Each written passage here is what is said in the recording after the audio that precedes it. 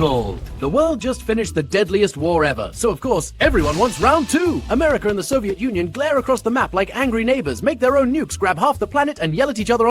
The US and the USSR both won, but only one wants capitalism. Two victors, one very confused planet. It's the Cold War, but with a twist, because in this tug of war, only one side is— They were allies for 5 minutes, then instantly hated each other. Trust issues? Oh, they were just getting started. The Yalta Conference, where Churchill, Roosevelt, and Stalin negotiate like divorced parents, dividing up the kids. You promised free elections. Promises change. Could we just finish What they lunch? actually settled on was a Europe sliced in half. Europe's in ruins. The US shows up with a suitcase full of dollars. The USSR, same party, different vibe. They bring communism. West gets money. East gets the Red Star starter pack. And the after party is— Churchill literally says, "An iron curtain has fallen." Not subtle, Winston. Stalin grabs Eastern Europe and says, "Mine now." One sticker at a time, Poland, Czechoslovakia, Hungary, boop, boop, boop, red and ready. The neighbors, not theirs anymore. Step one of Stalin's plan. The US launches the Marshall Plan. Cha-ching! Throwing cash like Oprah. You get a factory. You get electricity. Europe gets rebuilt and lit. America's plan? $13 billion to jumpstart a continent. You're welcome. Truman says, "Stop the red stuff from spreading. Containment begins." That crimson creep hits the wall and bounces off like a bad idea. Blue line holds, forts locked, sirens still stylish. The US promises to protect the free world. Sounds noble, costs billions. Truman signs on the dotted line, showers Greece and Turkey with cash, and declares democracy the new world. Heads or tails? It lands on Cold War. On the left, Team Red, Soviet-backed leftists. On the right, Team Blue, Washington's wannabe MVPs. First serve, Greece. Spies everywhere. Everyone's reading everyone's mail.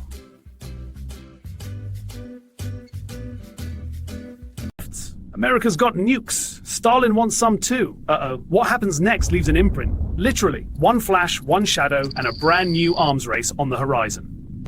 World split in two. Blue for Coke, red for vodka. On one side, fizzy sugar water and free markets. On the other, potato liquor and 5-year plans. Call it ideology, call it branding. Either way, the planet— No shots fired.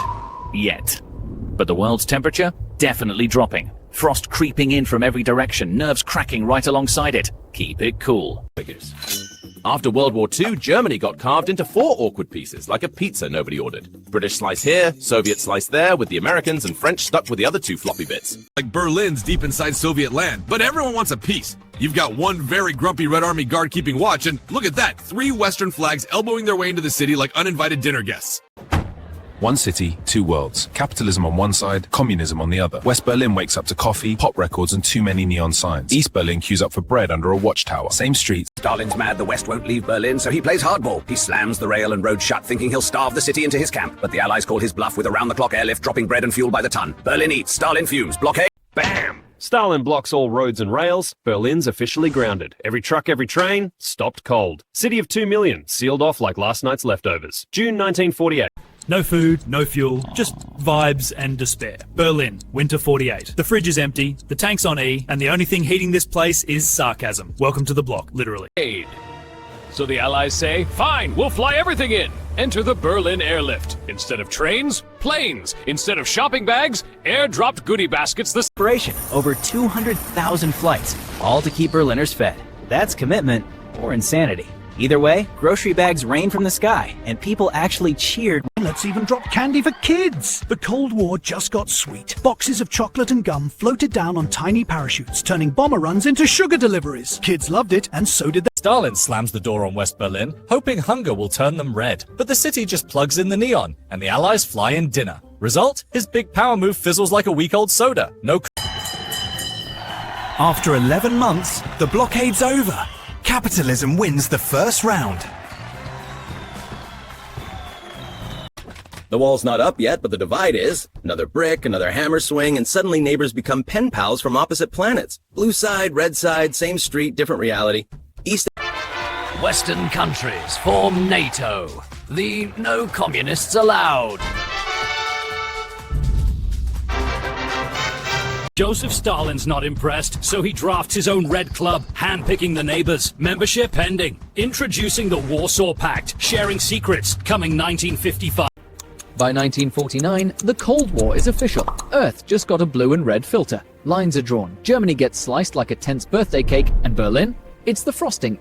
Communism. By 1950, communism spreading faster than a bad meme. 42 USR years appears to Korean Peninsula. In the ultimately land last... Mao wins. China's now officially redder than ever. One revolution later and you've got a brand new China. Really big, really red, and with the whole world watching. Yep, China. Korea, topple Vietnam, cue Japan, and before long the whole Pacific's on its back. At least that's the fear. Domino theory. Parallel, split in two. One side red, one side blue. What could go wrong?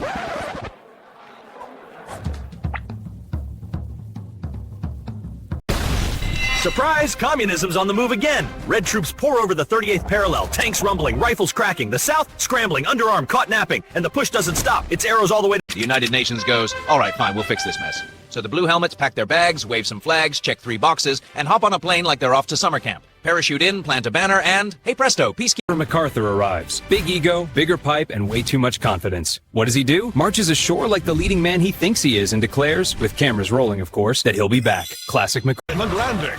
Inch on. MacArthur's crazy plan actually works. South Korea's saved. MacArthur's riding high, pushes north past the 38th parallel, but he doesn't stop. No, he keeps going straight toward China, and yeah, there it is. Record scratch. That's too far north. The neighbors over the Yalu? They're not loving.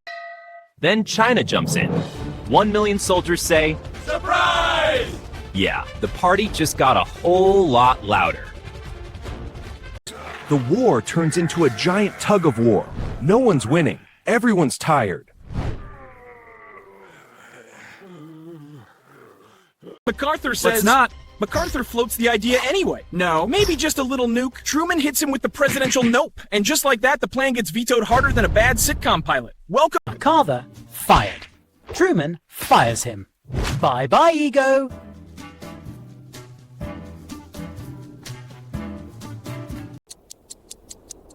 Nothing changes except the body count. The line doesn't budge, the map stays the same. The only thing marching forward, names on the casualty list, and... 1953. Peace at last! North and South still divided. Forever. America builds bigger bombs because regular explosions weren't scary enough. Kids were told, hide under your desk. Yeah, that'll help against nukes. Nothing says safety like a thin slab of plywood between you and a sun made of fire. Sweet dreams, class. TV screamed, freedom good, communism bad. Subtle, huh? Shop windows glowed in unison, living rooms too. Every set, every channel, same cheery chorus. Propaganda? Oh, just your evening. Fast paranoia spreads. Your neighbor might be a communist. Everyone's watching everyone else, and every odd habit looks red. The Red Scare has begun. 50. Senator McCarthy starts accusing everyone, actors, teachers, any poor soul within pointing distance. Papers fly, voices gasp, and the list grows longer by the minute. From McCarthy. Flynn disruled. Writers and stars were banned. Apparently, freedom had an asterisk. SSR. Boom! Then the Soviets go, hey, we can nuke too! And boom. World panic.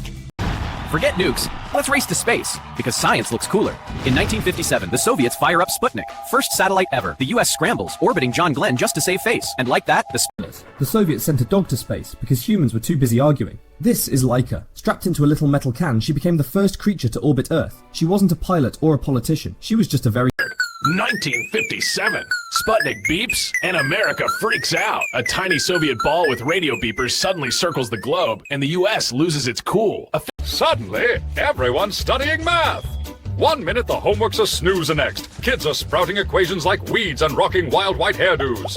Fear of communism? 61. 2 new guys, 1 Cold War, and both absolutely addicted to dramatic speeches. On the left, Massachusetts charm and perfect hair. On the right, Soviet bluntness and a shoe-banging reputation. Kennedy versus... Meanwhile, in Cuba, boom, fireworks, cheering. Fidel Castro strolls into Havana like he owns the place, because now he does. Flag waving, beard gleaming, revolution complete. Across the water, Uncle Sam is not a... 1961.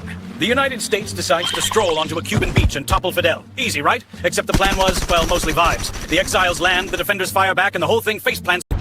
1962. The world's seconds away from nuclear war. Then, nothing. The world just dodged nuclear death, so everyone acts totally normal again. Cue space obsession. JFK promises we'll go to the moon. Translation? Spend a mountain of cash for celestial bragging rights. Billions launched from Florida, flames blazing, rocket roaring skyward. 8 years later. 1963, Kennedy's gone. America's heart breaks, and the Cold War keeps going. Pen clicks, headlines roll, and just like that, Lyndon Baines Johnson is president. He signs with confidence, ready to patch up America. But behind that desk, a little place called Vietnam pops up like an unwelcome notification. Troops flood in, promises pile up, and the Great Society goes on hold. America jumps into Vietnam because communism might be hiding in the bushes after a dodgy incident in the Gulf of Tonkin. Boom, an excuse. Suddenly, it's not just advisors anymore. It's 500,000 troops by 1968 stomping through the jungle. For the first time, people watch war live, and they're not loving it. Broadcasts beam every blast into the lounge room, turning headlines into background noise and appetites. Students march, music plays, and suddenly everyone's a philosopher. A campus spark spreads down the highway straight into the Capitol Square, where flower power holds off 40 tons of steel.